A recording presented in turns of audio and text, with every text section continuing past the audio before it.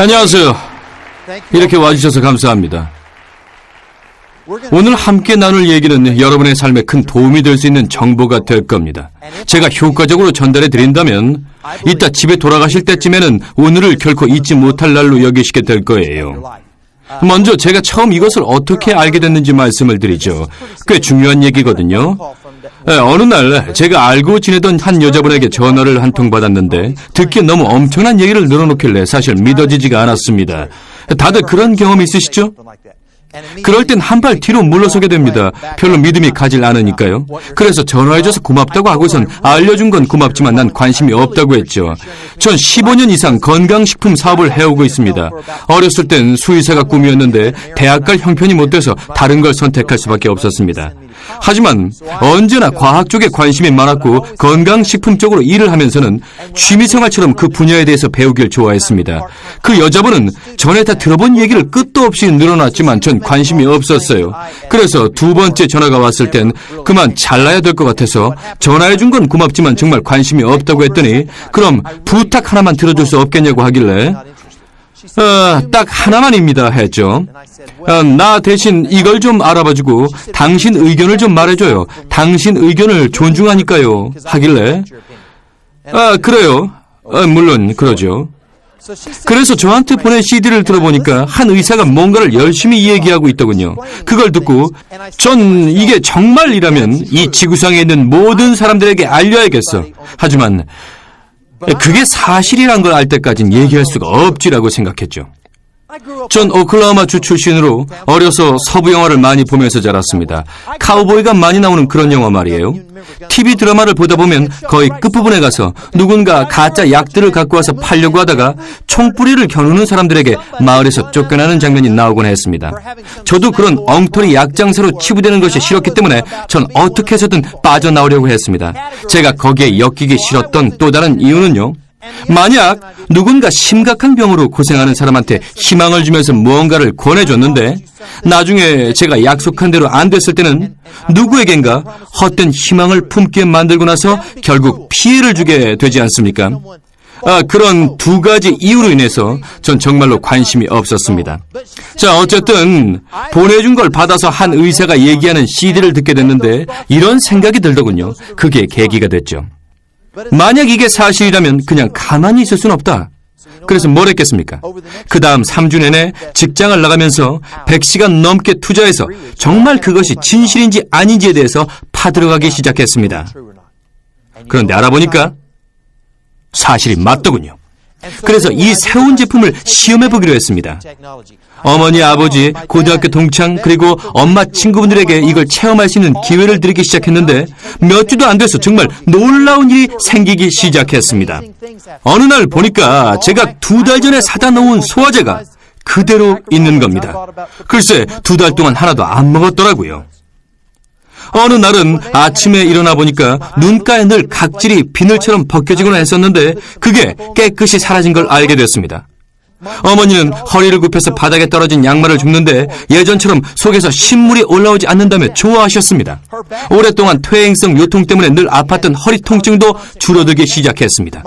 지금 84살 되신 아버지는 83살 때 오래전부터 성가시게 했던 눈가의 눈물이 더 이상 흐르지 않게 됐습니다. 제 고등학교 동창은 당뇨 때문에 약을 계속 먹고 있었는데 혈당이 정상으로 내려와서 병원약을 끊게 됐죠. 어머니의 친구분이 하루는 저를 찾아와서 제 어깨를 꽉 잡으시며 하는 말이 절대 그 제품 떨어지게 하면 안 돼 라고 하셔서 걱정 마시라고 했습니다.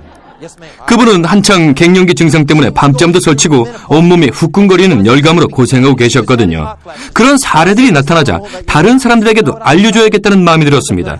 그래서 그 후 3달 정도 알아볼 수 있는 모든 정보를 총망라해서 조사한 뒤에 주변에 알리기 시작하면서 놀라운 일들이 쏟아져 나왔습니다. 전 제 인생을 걸고 헌신하기로 결심했습니다. 사명감을 가지고 말이죠.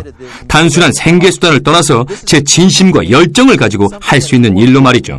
여러분 중 병을 앓고 계신 분은 도움을 얻게 될 것이고 건강한 분은 노화를 늦춰서 더 오래 더 건강하게 살 수 있게 될 것입니다. 먼저 이것은 치료약이 아니란 것을 알려드립니다. 오늘 말씀드리는 그 어떤 것도 치료하거나 고치는 것은 아닙니다.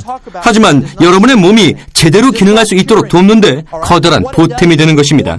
여러분 몸이 제대로 기능을 하게 되면 여러분은 골다공증이나 암 종양 같은 것이 생기지 않게 됩니다. 여러분 몸이 제대로 기능을 하게 되면 인슐린 저하로 인한 당뇨병에도 걸리지 않게 됩니다. 이런 질병들은 여러분 신체의 역기능 때문에 생겨나는 증상들인 것입니다.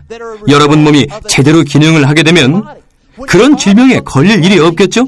오늘 여러분께 드릴 말씀은 우리 몸이 제대로 기능을 발휘하기 위해 필요한 새로운 이해와 새로운 발견에 관한 것입니다. 우리 몸에 필요한 게 채워지면 잃었던 기능이 되살아난다는 뜻이죠. 자, 그럼 질문을 하나 드리겠습니다. 만약 과학이 우리 몸이 어떻게 기능하는지 또 제대로 기능하기 위해선 뭐가 필요한지를 발견해내 질병이나 통증을 극복하고 더 오래 살 수 있게 됐다면 그것에 대해서 알고 싶으십니까? 그게 아직 보편화되지 않았더라도 지금 당장 알고 싶으십니까? 아니면 보편화될 때까지 5년, 10년 기다렸다가 그때 가서 이 기술로 여러분의 건강을 향상시키겠습니까? 자, 다들 같은 마음이시죠? 지금 알고 싶으신 건 맞죠? 좋습니다. 그게 오늘의 주제입니다. 먼저 효과적으로 여러분의 이해를 돕기 위해서 제가 즐겨 쓰는 단어를 먼저 소개해드리겠습니다. 이 단어의 개념을 정확히 이해하신다면 전체 주제의 이해가 훨씬 빠르실 테니까요.